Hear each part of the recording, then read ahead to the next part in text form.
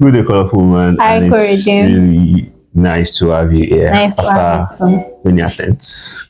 So I've known you for quite a while now, and I've known you doing many things. Okay. I mean, many things, and which you've consistently done and excel inside in them. So I really want us to really focus on maybe a few part of what I the do. Colourful man stands for. So tell us about the blue shop and how you came about it.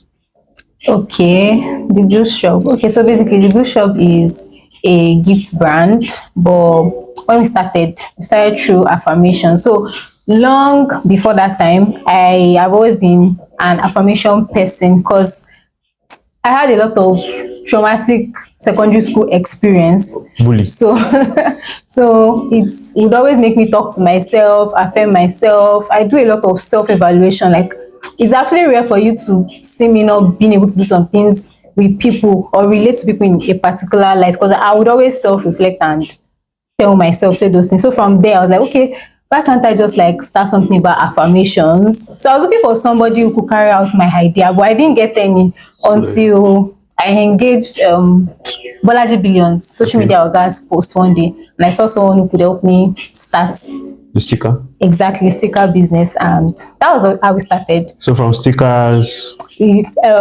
grew into selling journals, gift packages, and gratitude jars, prayer jars, and so many more. wow. And the bestseller has been the journals, right? Yeah, that has been our best seller Yeah, you should, ever. man. You started the blue shop while you were still a student. Okay. So how has it been transitioning from a student business owner to just being more like a full business owner? Well, I would say transitioning into being okay. Let me just interpret it as being a graduate now, Yeah. and being a business Business owner. owner. It wasn't really hard because for the latter part of let's say my final year, like I was already like fully into business. So in a way, you're like a full-time business owner and part-time student. Well, maybe anything you call it.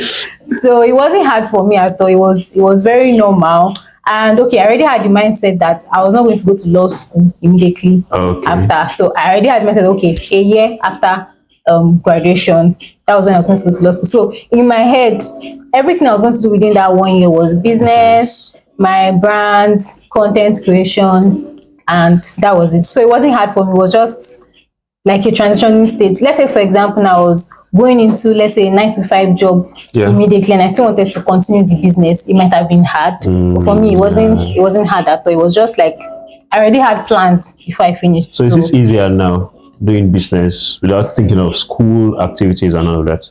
Yeah, it is easier, but I think the parts I don't like about business generally is delivery. Like, riders disappoint you, they'll go late, or they'll come late, or they'll deliver some. They might have even stained your And you can't afford packaging. to do everything by yourself. You have to at least delegate to them. Oh, obviously I'm delegating, but the delivery guys, they do whatever they want sometimes. So it's not. So you mentioned content creation. That means, so now we have the Colourful Woman as a brand, we have the blue shop, we have the content creation, and we still have like the influencing part of you. So how have you been able to weave these different sides of Motoran Dada? Okay, I would say that generally, I believe that there's nothing called balance. Like, there's no way you want to do like 4 different things at once, and one will not suffer for one in that sense. So for me now, I'm at the phase of my life where I'm majorly doing content creation. But it doesn't mean I'm not doing other things like influencing.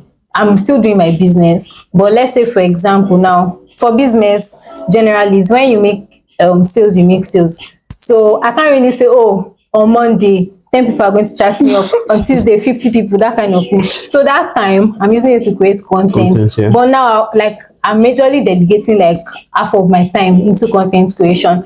And for content, now, anytime I have a, like, let's say a spontaneous idea, I just do it. So I just plan it in a way that I just tell my customer that, oh, okay, when do you need this thing? So when they tell me, oh, I need it today, I need it tomorrow, I plan towards it. And I already plan my content life, basically. So there's no balance per se, but you can always plan. So like I said, like content creation is top, then blue shop, then influencing, then even coaching now is like number 4. Do you get? But you have a class, a community building class coming up with the LD edibles. Yes. So more like, how has community building been for you, and how has it influenced your business side?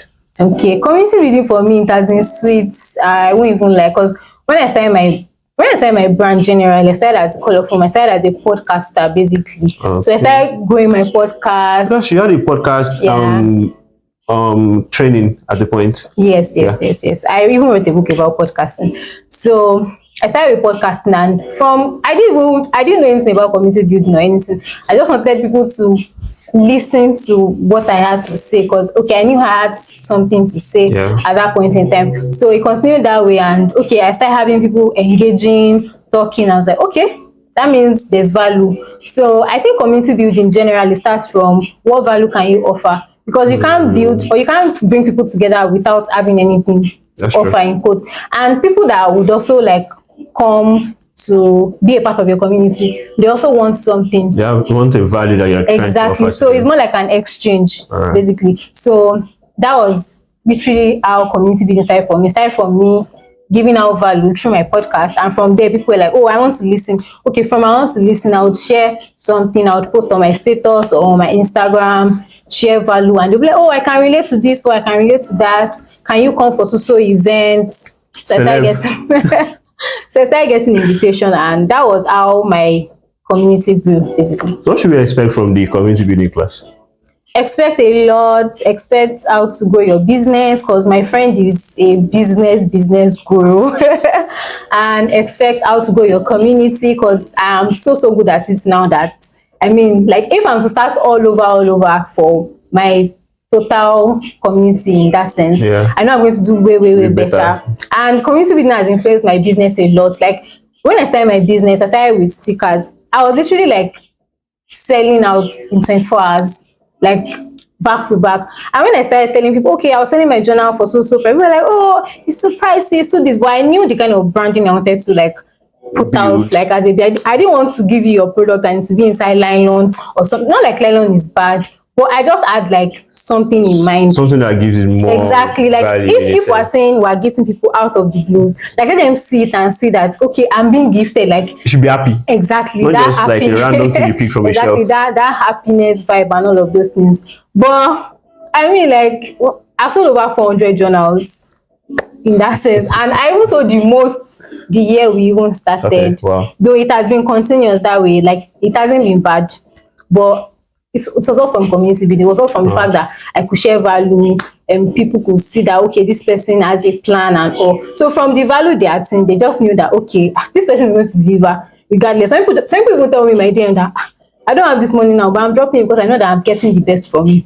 And they will drop their money. So it's all about value delivery and exchange of value. Exactly, basically. And I think money generally flows towards where value is. Exactly. So if you want to make money, deliver value. So you do service and product-based businesses. You weave both together seamlessly, sort of. Okay. So what is more like an advice you can give to someone, more like a student or a fresh grad that want to pursue that, either service or product-based business? I would say start from somewhere. Basically, like start early, start now. Because, for example, I sort of regret it in a way. Not regret, but let's just put it that way, that I didn't start influencer marketing on time. Because I already built enough influence. I used to be UJCM AGS, and I didn't even know that I built so much influence. Like, I'll just go to a very strange place that I've never been to, and I'll just say, Colourful. I'll just be shocked, like how come? Like, I've never seen you before in my life. So I felt like, I would have channeled my influence on time. I started really late, and it felt like, when there was this thing my pastor said one time, when you want to start something and you don't really start it, a lot of times people know those that started it first.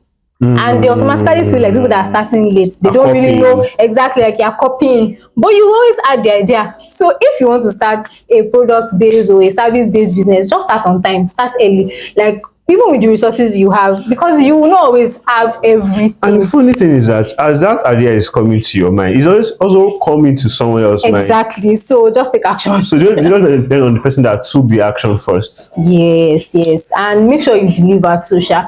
Okay, so for example, some people say I want to go into content creation, but I'm using an Android, and so just start. Okay, nobody knows. That's People won't it. know in a Some sense.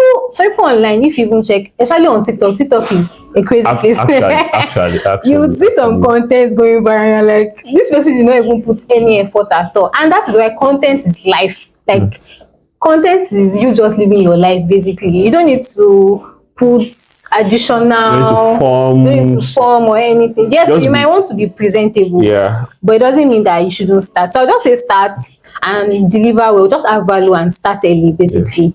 I will not say start shallow, but start on something. So thanks so much, Colourful Woman, for being with us. Thank you, Akure, for having me. To have you. Thanks for the value. Bye. Bye, guys.